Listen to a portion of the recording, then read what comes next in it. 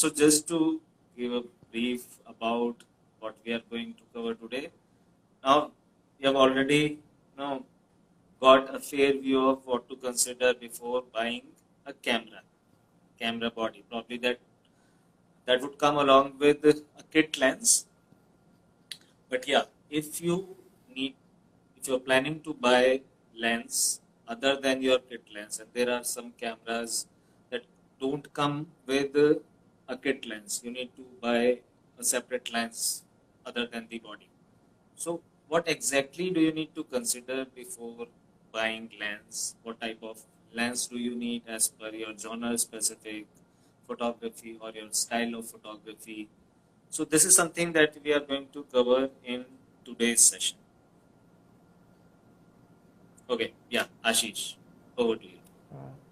Thank you, Pankaj, and thank you everybody for joining. And I welcome you to today's session. And today we'll be looking at, as Pankaj explained, how to select a lens. I will be talking about some of the characteristics that one should look at, and how to compare lenses from different brands, and how to select which lens is good for you. So without any delay, let me just get started. So one of the starting point that I think is what I personally do. For different people it may be different, but I personally think that there's a conscious decision that we need to take between desire and need. So sometimes we may desire to buy a really cool looking lens which is really long and big, and it's very noticeable by people and looks very impressive. And in that particular case, it's more about your prestige. It's more about your like a status symbol. Owning a particular lens becomes a status symbol, and that approach is not good because the center of it is not photography. It's as we looked at in our first session, it's a stepping stone to something else. It's to impress people.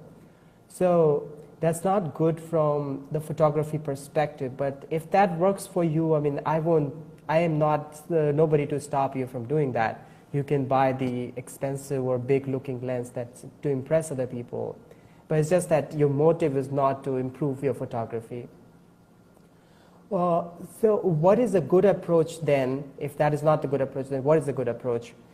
Is to find out what is the focal length that you shoot most often.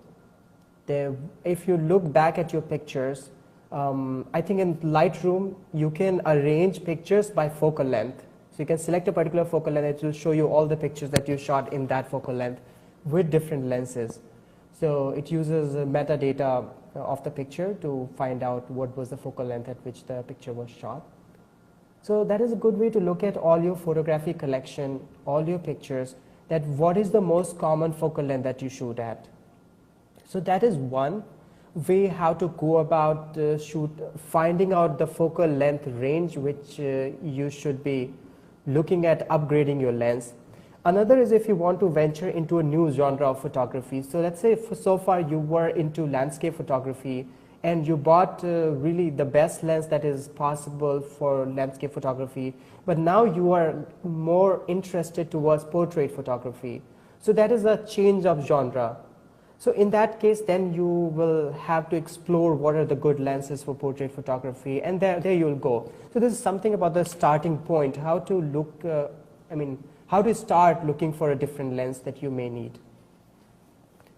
Now there are two schools of thoughts when it comes to selecting a DX lens or FX lens, full frame format lens versus crop factor format lens. So some people say that always buy DX lens, always buy full frame lens. And the logic behind that, they say that you may upgrade in future. All right. So technically there's nothing wrong with that idea. It's true that in future you may want to upgrade to full frame, but then full frame lenses comes with its own penalty. And I don't see any reason why you should be bearing that penalty when you'll be shooting on a DX camera for rest of the time, like as long as you're using that camera body. So one thing that you need to know about full frame lenses is they are heavy, they are big in size, and they are expensive. They're So those expensive. three things characterize them. They are expensive, they are heavy, they're big. So, and on the other hand, the DX lenses will be smaller, will be cheaper, and will be like lightweight. So, and the reason for this is a full format lens. The lens is supposed to produce a bigger image, so there's more glass in it. And that's the main reason why it's more expensive. And then it's because of the bigger glass, it's heavier. And it's more expensive to produce bigger glass with the same optical characteristics as it is in case of smaller glass. It's easier to manufacture a smaller glass with really good homogeneous optical characteristics across the lens, but it's more difficult to produce that, manufacture that in case of a bigger lens, bigger size of glass. So that's why DX lenses are cheaper and they are smaller in size. It's not necessarily an indication of quality, optical quality. A DX lens, a crop sensor lens can be really have the superb quality, the best optics possible. It is, and it's not also necessary that a full frame format lens will be of better quality. It may be of poorer quality than a DX format lens. So that is something that we need to keep in mind. The next thing that is spoken a lot in when it comes to lens selection is the crop factor. Crop So let me factor, tell you yeah. what it is.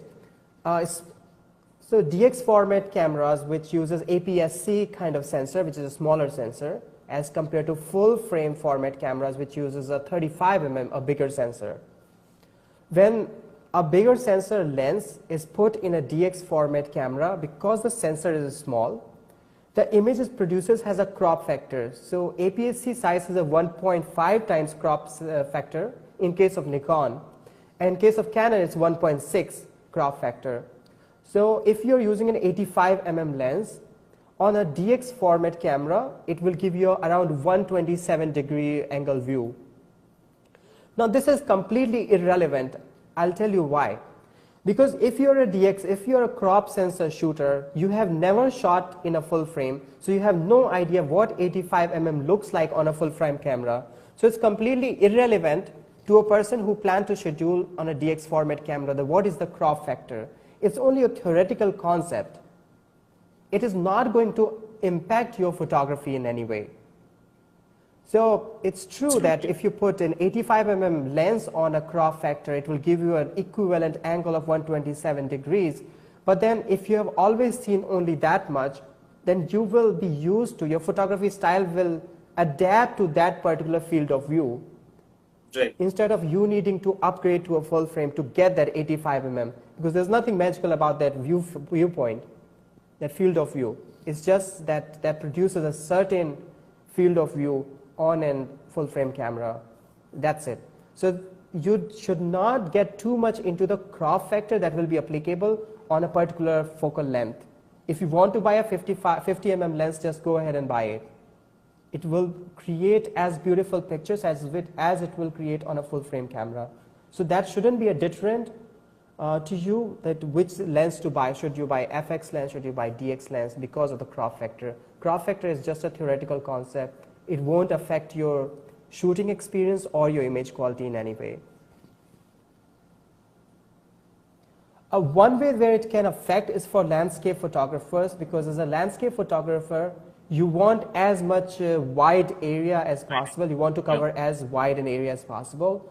So a 14 mm lens, if it's a full frame lens, will give a wider coverage on a full frame camera, while on a cropped sensor camera, it will give a smaller coverage area. So that is one place where you will be impacted in how your photography turns out because of the crop factor. So That being said, for a 14 mm lens, 14 mm full frame lens, if we put it on a crop sensor camera, it would give us somewhere close to 18 mm. yes, multiply by 1.5. Oh, sorry, So 21 mm.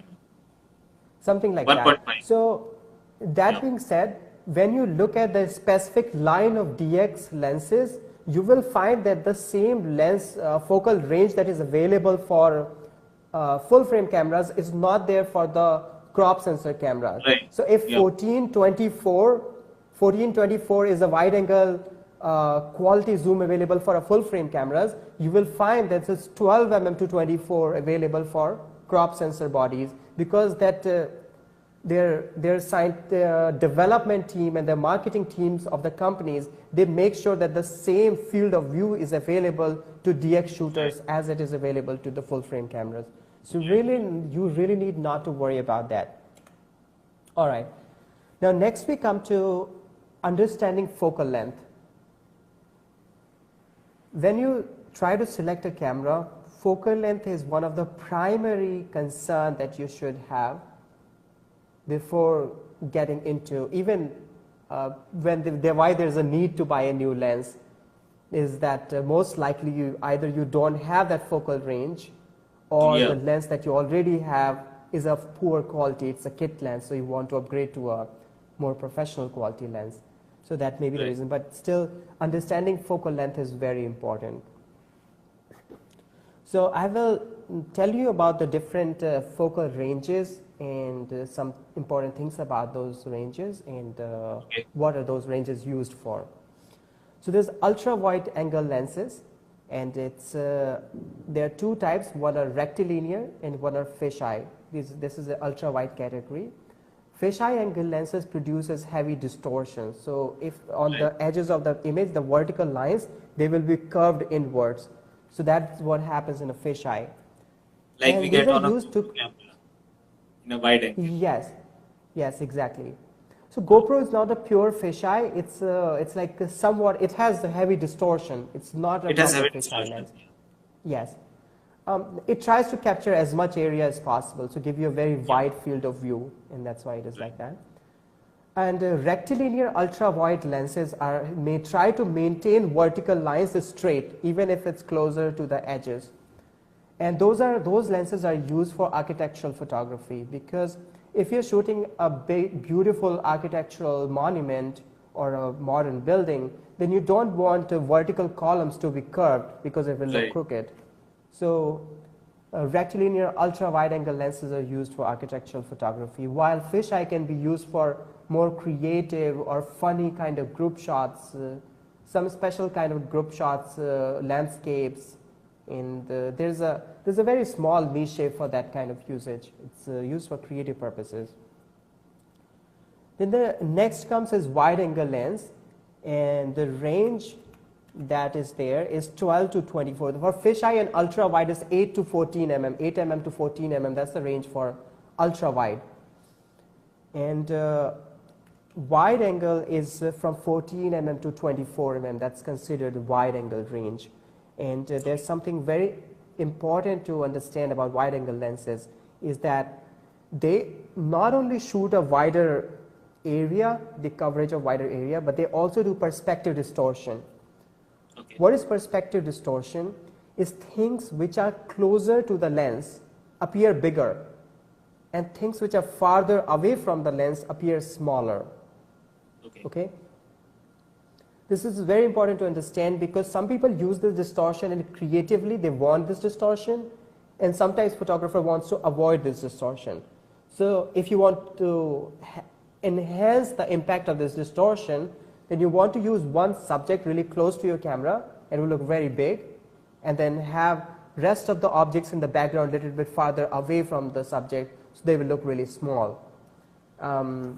You can do forced perspective images with this, where you can see that one person is holding the elephant like this. So if elephant is standing at a far away distance, and the person is holding his hand like this, then you put this person with a wide angle lens close to the camera, and then the hand and the person will look really big, and the elephant will look really small, as if the person is holding.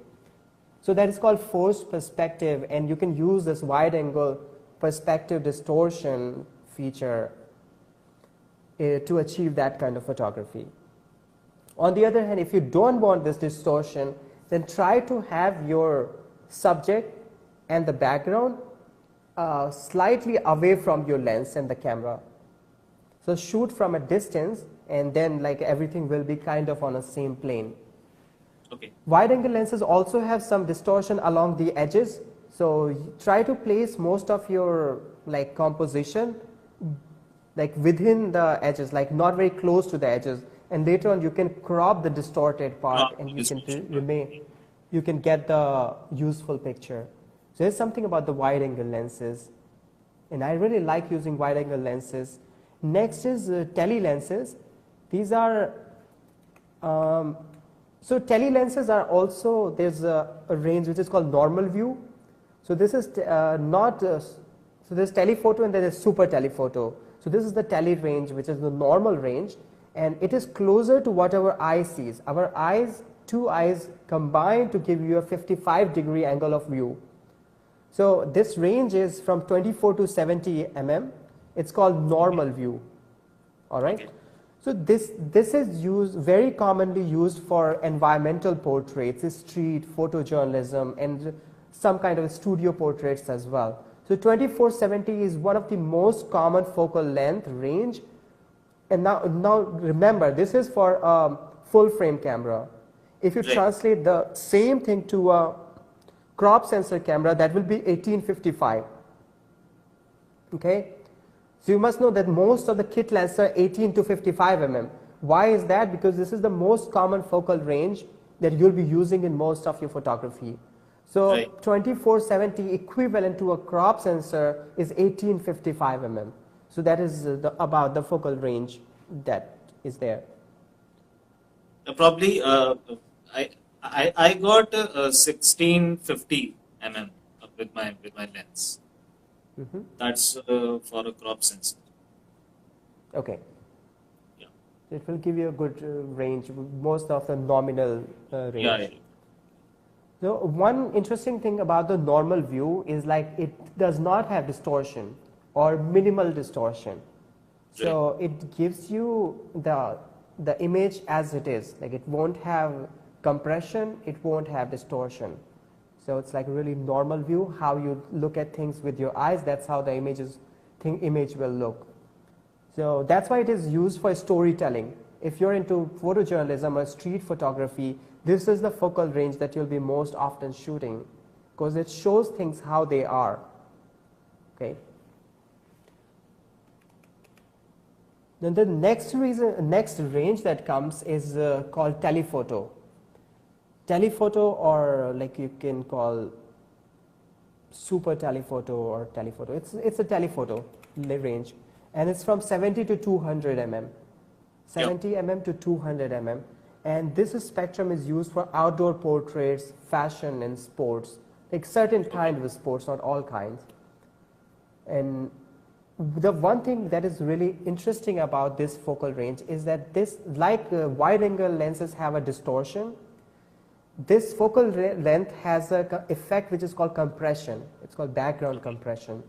So what it means, when you're shooting an object, a subject with 70 to 200 mm lens, what it does, it makes the subject and the background appear to be on the same plane. So it compresses the distance, the depth of field between those two objects. So background and the subjects appear to be on the same plane. That is called flattening. Another thing that it does, it captures very smaller amount of the background just straight behind the subject. While a wide angle lens, if you try to get the same field of view of the subject, it will try to have wider area in the background. So that is something, if you want to isolate your subject from the background, this telephoto focal length is very useful. So that's why you will see that a lot of pre-wedding photographers or outdoor portraits, fashion portrait photographers use 70 to 200 mm lens as their go-to lens, as their workhorse. So that's what that is about. 200 mm and above are called super telephoto lenses. So this is a range which is used for sports. And as I said, there's certain kind of sports like wrestling and boxing, or like this which take place in an arena, can be captured with 70 to 200 mm. But certain other sports like football, soccer, cricket, those are played on a very large stadium. So there you use this for sports lenses which are 200 mm and more. You use 600 mm, you use 800 mm. Those are also very expensive lenses. These are very So that expensive. is, yes, exactly. Because there's a very small niche for those lenses, and those photographers also paid very, like highly paid. And those equipment is owned by the news channel, news agencies, or whatever agency the photographer is working for. So nobody buy a personal 800 mm lens from Nikon. Yeah, yeah. And Yeah. the cameras are also very expensive. I mean, a good camera can only do justice to that kind of lens probably, um, because there are specific cameras that you would need for a wildlife photography kind of stuff. I mean, I don't know how good that would look if I shoot it on my camera, which I normally use uh, for nature photography, for landscape. But I guess camera body with a proper lens would do justice to the kind of scale that it would have. What do you say? So again, yeah, yesterday we looked at the camera selection and we saw some of the features which are really important. So for sports, what you need is good low light capabilities, because you cannot Right. put flashes on a camera on a sports stadium.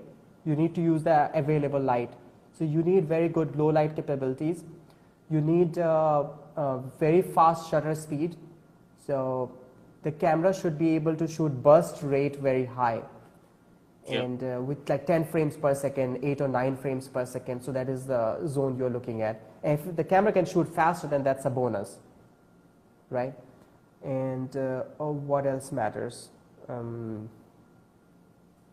I think that's it. Those are the two primary criteria for a good sports camera. And I think Nikon and Canon both have their top of their line, the flagship camera dedicated for sports photography, or like fast action wildlife photography. Right. So it's 5D in case of Nikon and 1DX series in case of Canon. And Sony doesn't have a camera in that range, but they claim that their A7R3, A7R4 can do the job really well. But Yep. that is still not popular among sports photographers. So that's there. Now we had some content which was remaining from yesterday. If you allow me, I can Yeah, get please. into it. Yeah. So yesterday, friends, we looked at how to select a camera, and we talked about different aspects of the camera, but we could not discuss the mirrorless versus DSLR and full frame versus crop sensor choice between those two and the other two. So I would like to discuss those points today, and I hope you will find it useful. So mirrorless versus DSLR, one very important benefit, or one very good incentive to choose a mirrorless, is the weight reduction. The weight of your overall camera body reduces with the mirrorless, because they do not have a prism mirror folding mechanism where mirror flips before taking a picture. So because that mechanism is not there, mirrorless cameras are lighter. Now, one thing to understand is there are full frame mirrorless, there's crop sensor mirrorless. In case of full frame mirrorless, the camera body is lighter by a few hundred grams, but you must remember that your lenses will not be lighter. They will be the same weight as a full frame camera, DSLR camera. There's only one company that is taking advantage of this small factor cameras, is Fujifilm. So what they decided not to get into a full frame market, but they worked upon their sensors for crop sensor cameras, and then they designed their lens lineup for the crop sensors. So they are the only mirrorless camera company that has specifically designed lenses for a crop sensor camera. So they don't have a full frame camera lineup or the lens lineup. Their total lineup is for crop sensor. Okay. And Their it's lighter advantage that also? gives this, yes, very small and very light. So I shot their 85 mm 1.2 lens, 85 mm Okay. f1.2, imagine, and that was smaller than my Nikon 85 mm 1.8. Okay. They were smaller and lighter, the lens. And lens is all metal construction, really beautifully constructed.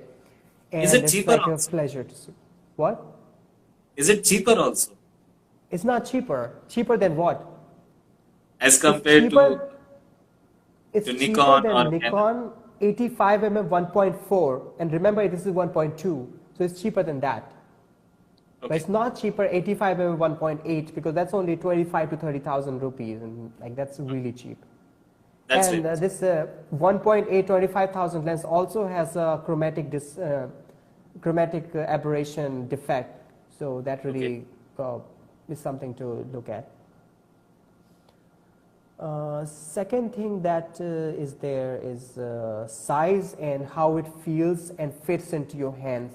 So a DSLR which is big and if you are a smaller person, it may not fit very well in your hands, or it may tire you very quickly. So that will be a good reason to move to Fujifilm kind of cameras, where the camera is smaller and lighter with the lenses attached. So even the lenses are smaller and kind of lighter. Now next thing is AA filter, OLPF, optical low pass filter, which we looked at that it reduces the clarity, the sharpness of the image. So you need to choose a camera which does not have this OLPF filter. Next is power consumption. We looked at power consumption between mirrorless and DSLRs. DSLRs right. consume way less power, so their batteries last longer. You can have a DSLR and use it on and off. Even if you leave it on, it can last for a week. It won't consume any battery. Even if the camera is on and left for 1 week, it won't consume the battery. You will still find batteries there. While a mirrorless, if you leave it on, it will drain the battery even if you don't take any shots. Yeah, So that's one difference that you need to look at. So it will affect your shooting style. With a DSLR, you turn it on and then you walk. You walk the whole day and you keep the camera on. It's ready to shoot. With the mirrorless, you'll have to turn it off to save the battery. Because if you right. leave it on, it's draining the battery as long as it is on. That is something you need to consider. Viewfinder is a major subject of debate. Some people love electronic viewfinder. Some people hate electronic viewfinder. So there are two factions in the camera society, like camera photography community. Some people love it, some people don't love it.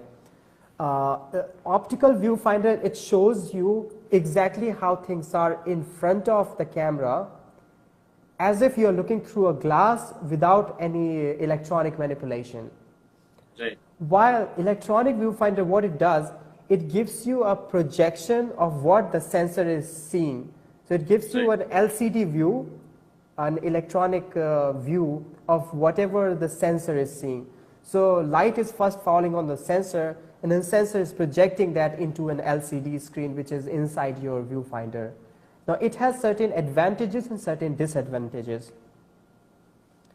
Advantages is definitely you get to see the field of depth, depth of field, sorry. That's sometimes confusing. So you can see the effect of depth of field. As you change the aperture, you'll be able to see in the viewfinder how that is affecting. If you're shooting RAW, then the white balance and other picture settings do not make a difference. But if you're shooting JPEG, then you'll be able to see impact of white balance settings as well inside the viewfinder. So there is something you may like, you may not like, but there is definitely some advantage. A disadvantage is if you're shooting at low light at night and there are bright lights in front of the camera, then bright lights will make flares and you will be able to see those flares in the viewfinder, which is very disturbing. It's not very pleasant to see those flares. Because with your eyes, if you're looking at lights, you don't see flares naturally. So it's an unnatural way when you look through the viewfinder, and some people find it disturbing and distracting, while some people are okay with that. So that is up to you. And also when it's low light, there's one advantage, you can switch a menu. Inside the menu there's an option. You can switch night mode on your viewfinder. So your viewfinder will be able to show you what's in front of the camera, even when with your own eyes you will not be able to see what is there in front of you. So that is something that some people like, some people don't like. It's love and hate thing. Next, when you shoot with an electronic viewfinder in a studio setup with lights, it's speed lights and strobes only flash when you click the shutter. So when you see through the viewfinder, all you see is completely black because the room is dark, and the exposure is set according to when the lights will flash, right? So when you see through the electronic viewfinder, the whole studio will look kind of black, the picture will look black through the viewfinder. While if you had an optical viewfinder, you'll be able to see what your eyes can see, irrespective of what settings you have inside the camera. So for studio shooting, I really think a lot of people prefer old style DSLRs because of the electronic viewfinder and its limitations. In-body image stabilization is something that really tilts people in favor of mirrorless bodies. Mirrorless cameras have inbuilt in-body sensor stabilization. So your handshake, effects of your handshake, or if you want to shoot from a moving boat or moving car, it's neutralized by in-body stabilization in mirrorless bodies. That means the lenses can be cheaper because each lens does not have to have an image stabilization, while DSLR cameras do not have inbuilt stabilization system, so each lens has to have its own stabilization system, which increases the cost of production.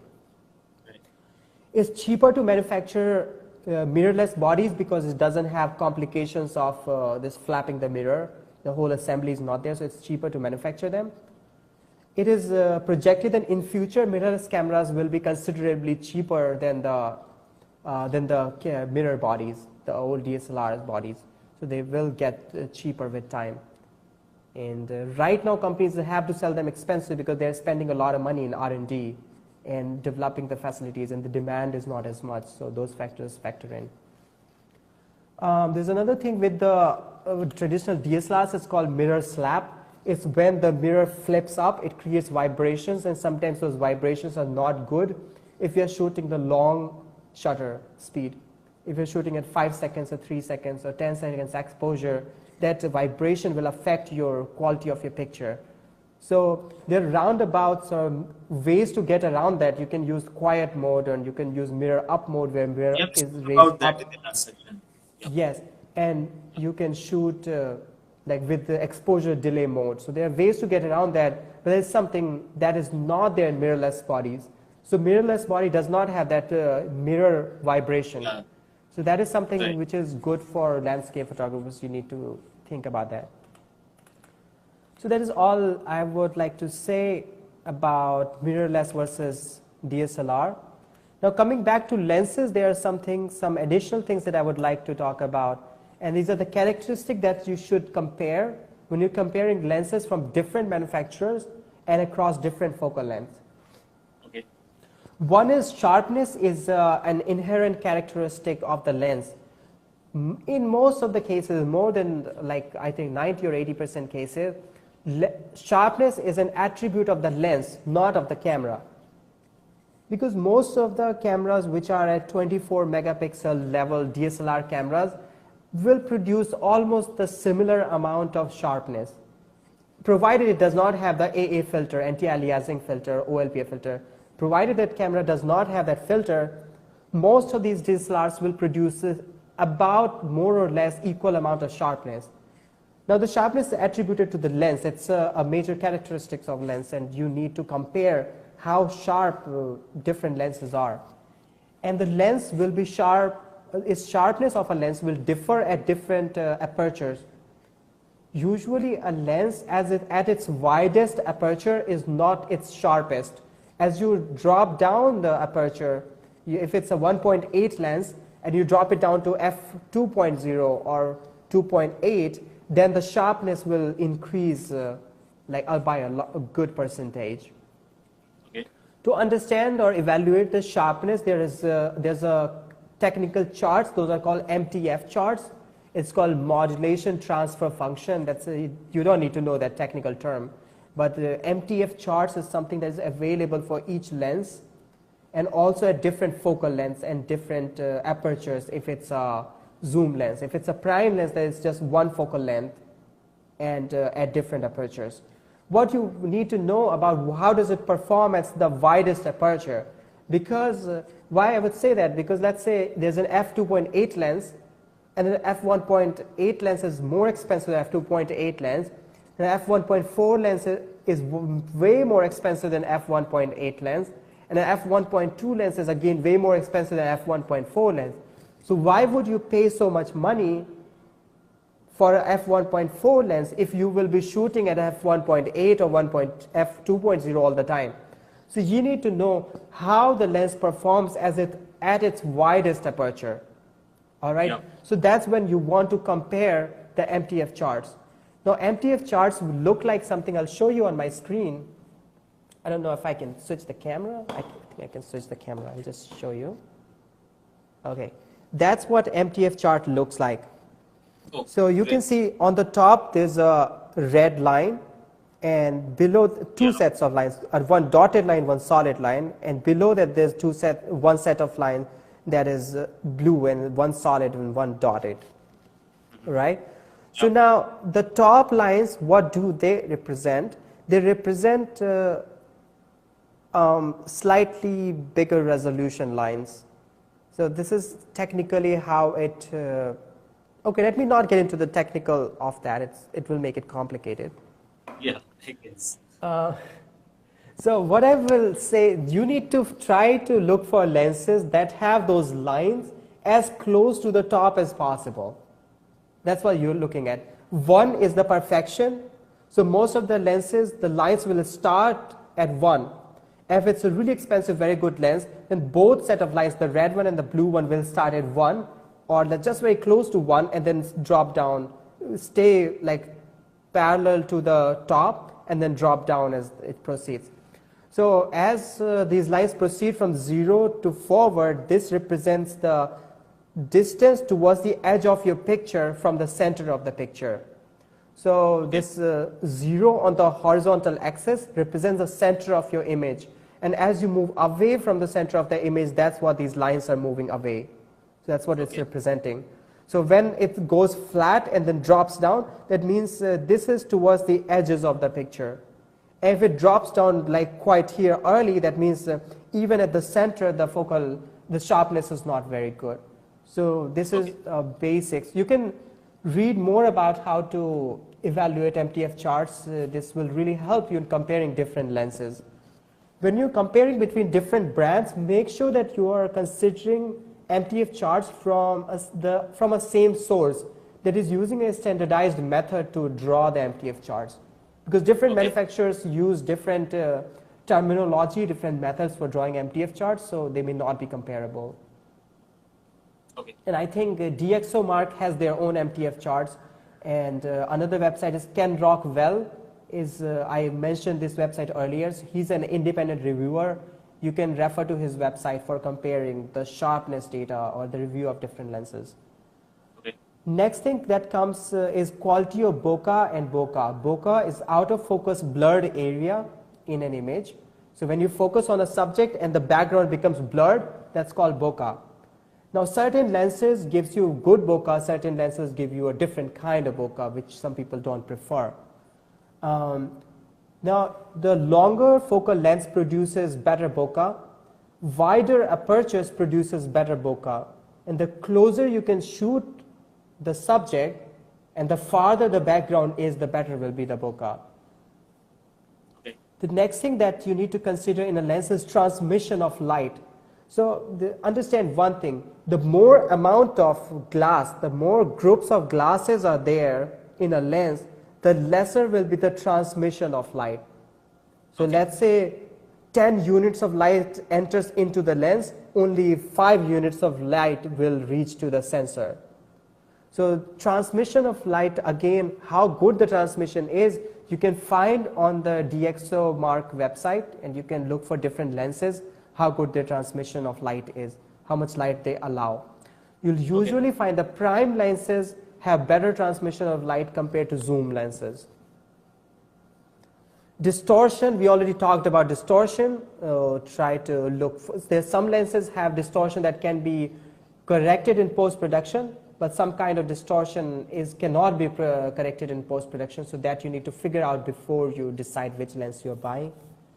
Chromatic aberration, it's color fringes that appear on the edges of high contrast areas.